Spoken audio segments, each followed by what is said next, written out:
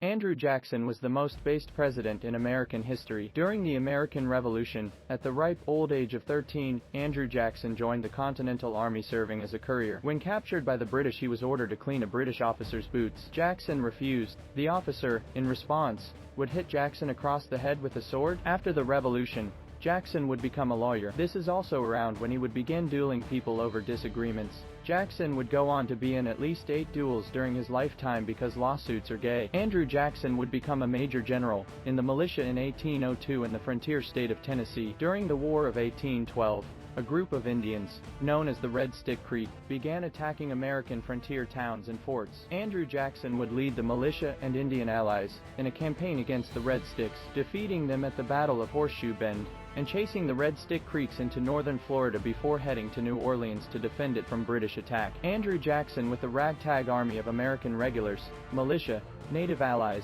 free blacks, and pirates, would win a decisive victory against the British, going down in history as the greatest American victory of the war. A few years later, constant back and forth raiding between Americans and Indians along the border with Spanish Florida would culminate in the Scott Massacre, in which the Creeks and Seminoles attacked and slaughtered a boat full of American soldiers and civilians in South Georgia. In response, the U.S. government sent Jackson to deal with the natives. Jackson would choose to capture the Spanish forts in the region, nearly starting a war with the Spanish Empire. Spain officially ceded Florida to the United States in 1821, with Jackson serving as the new territory's first governor. Jackson would eventually ride these military successes all the way to the White House, becoming president in 1829. Some of the defining pieces of Jackson's presidency was his work to get rid of land and wealth requirements to vote, the nullification crisis, in which South Carolina would attempt to declare federal tariffs unconstitutional and nearly seceded. Through a combination of military threats and compromised tariffs, South Carolina would back down. Jackson would work to completely dismantle the national bank,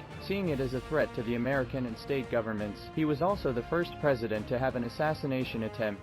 When both of the assassin's pistols misfired, Jackson would immediately beat his would-be assassin within an inch of his life with his trusty hickory cane. Jackson's own aides had to pull him off the man. No, no, no, no, no, no, no. Wait. Wait. By far the most infamous part of Jackson's presidency was the Trail of Tears, in which Jackson would ignore treaties between the U.S. and the native tribes and forcefully remove tens of thousands out west to the land known as Oklahoma. Jackson would go so far as to outright ignore the Supreme Court's verdict after they sided with the tribes. Andrew Jackson to this day is one of the most controversial yet also insanely entertaining figures of American history.